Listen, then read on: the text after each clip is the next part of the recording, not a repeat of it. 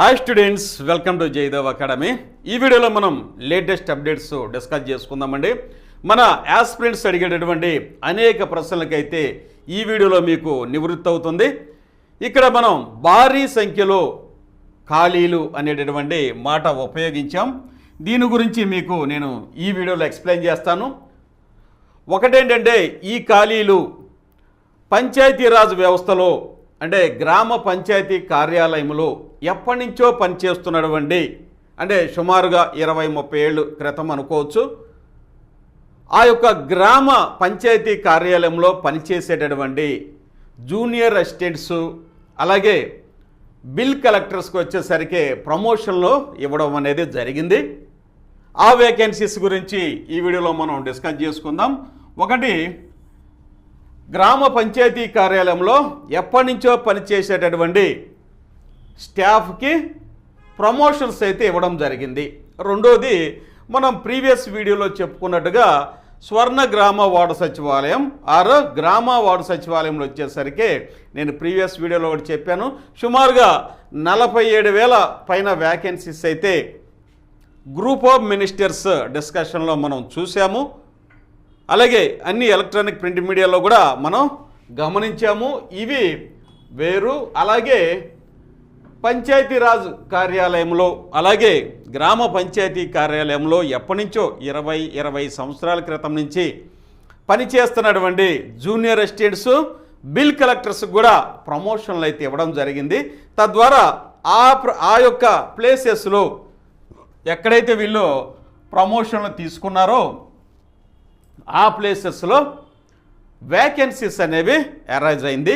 దానికి తోడుగా కొత్తగా మన ఆంధ్రప్రదేశ్ ప్రభుత్వం రూరర్బన్ పంచాయతీలు అనేటటువంటి ఒక కాన్సెప్ట్ కూడా తీసుకురావడం జరిగింది. రూరర్బన్ పంచాయతీస్ అనేది నేను ప్రీవియస్ వీడియోలో కూడా మీకు చెప్పాను. ఇవి 10,000 మంది పైన జనాభా, 10,000 మంది పైన జనాభా మరియు 1 కోటి రూపాయలు సంవత్సరాదాయం ఉన్నటువంటి గ్రామ పంచాయతీలని రూరర్బన్ పంచాయతీలుగా నామకరణం చేశారండి. ఇవి సుమారుగా మన ఆంధ్రప్రదేశ్లో కనుక చూసినట్టయితే 359 రూరర్బన్ పంచాయతీలని గుర్తించారు. అంటే 1 కోటి రూపాయల పైన సంవత్సరాదాయము మరియు 10,000 మంది పైన జనాభా ఉన్నటువంటి గ్రామ పంచాయతీలని అదే గ్రేడ్ 1 పంచాయతీలు అంటారండి. గ్రేడ్ 1 పంచాయతీలని రూరర్బన్ పంచాయతీలుగా రూపాంతరం చెందించి వాటి ద్వారా ప్రజలకి అత్యుత్తమైనటువంటి సేవలు అందించాలి. అర్బన్ తరహాలోనే అంటే పురపాలక సంఘంలో ఎలా అయితే ప్రజలకి సత్వరమైనటువంటి సేవలు అందిస్తున్నారో అదే రకంగా ఈ 359 రూరర్బన్ పంచాయతీలు లేకపోతే గ్రేడ్ 1 పంచాయతీలని వాటిని అప్గ్రేడ్ చేసి ఇక్కడ 4 డిపార్ట్మెంట్లు అనే వాటిని ఏర్పాటు అనేది చేయటానికి ఆంధ్రప్రదేశ్ ప్రభుత్వం ఒక సర్క్యులర్ కూడా ఇవ్వడం జరిగింది. ఒకటి వచ్చేసరికి ఇంజనీరింగ్ సెక్షన్ అలాగే రెండోది వచ్చేసరికి ప్లానింగ్ సెక్షన్ అన్నమాట.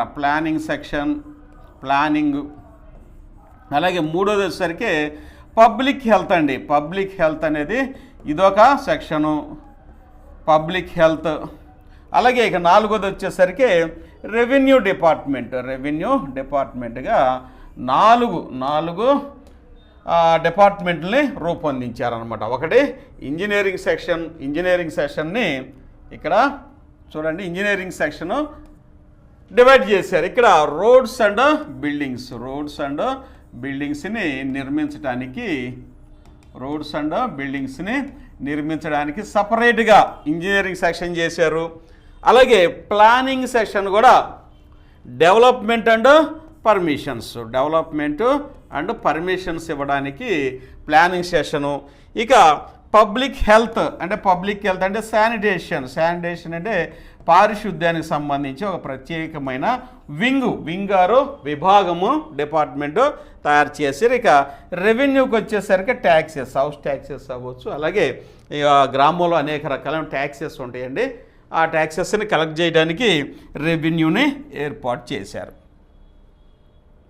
ఇలా 4 సెక్షన్ చేసి రూరల్ అర్బన్గా వీటిని అప్గ్రేడ్ చేసి 359 పంచాయతీలకు వచ్చేసరికి ఒక గెజిటెడ్ పంచాయతీ సెక్రటరీని నియమించడం జరిగింది. ఈ గెజిటెడ్ పంచాయతీ సెక్రటరీ ఎవరండి?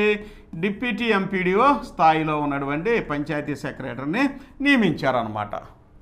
ఇలా అప్గ్రేడ్ చేసుకుంటూ ఒక gazetted panchayat secretary or deputy MPDO స్థాయి, అలాగే ఈ యొక్క రూరల్ అర్బన్ పంచాయతీలకు వచ్చేసరికి సీనియర్ అసిస్టెంట్ను కూడా పోస్ట్ శాంక్షన్ చేయాలి అనేది ఒక ఆలోచన అండి.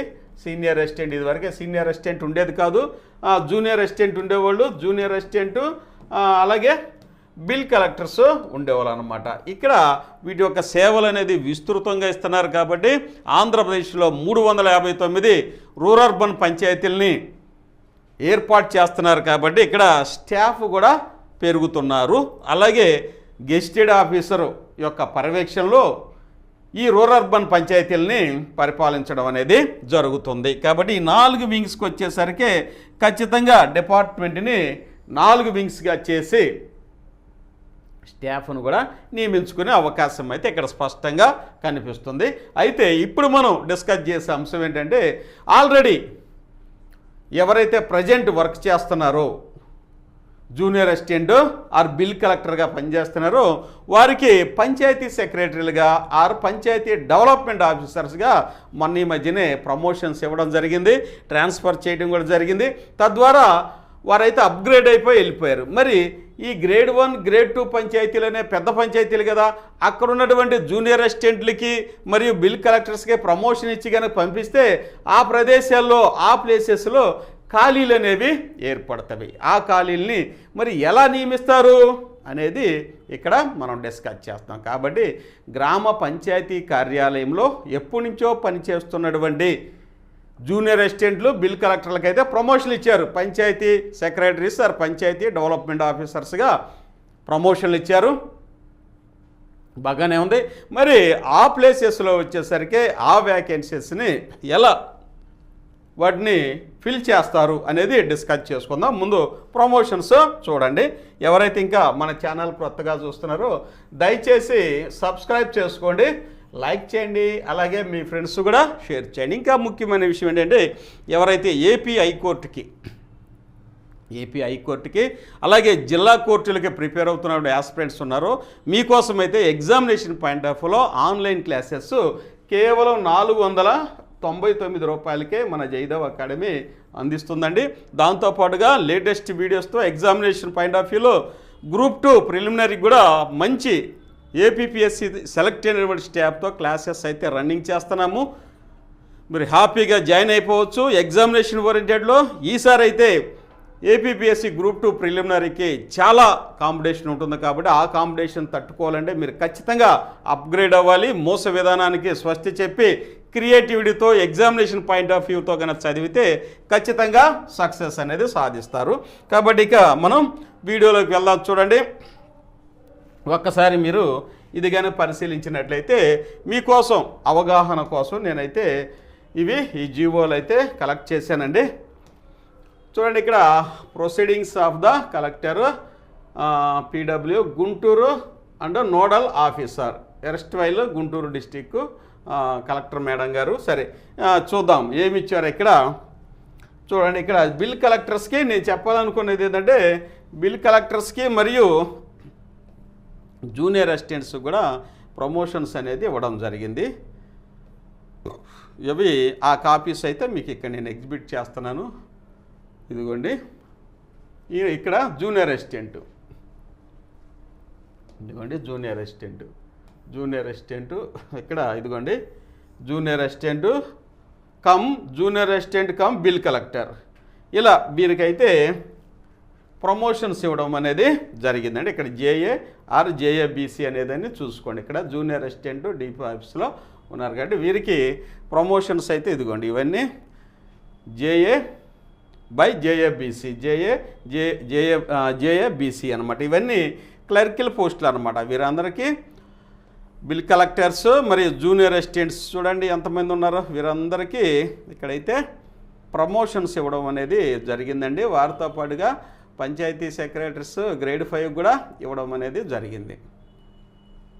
ఇక్కడ చూడండి ఇవన్నీ ఇవి డెసిగ్నేషన్లు చూసుకోండి.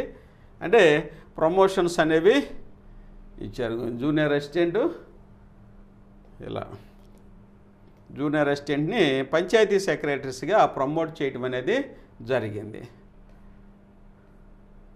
ఇక చూడండి ఇక్కడ ఈ లైనే చూడండి, మీకు చాలామందికి ఇక్కడ జూనియర్ అసిస్టెంట్ ఆరు బిల్ కలెక్టర్స్కి ప్రమోషన్ అనేది ఇవ్వడం జరిగిందండి.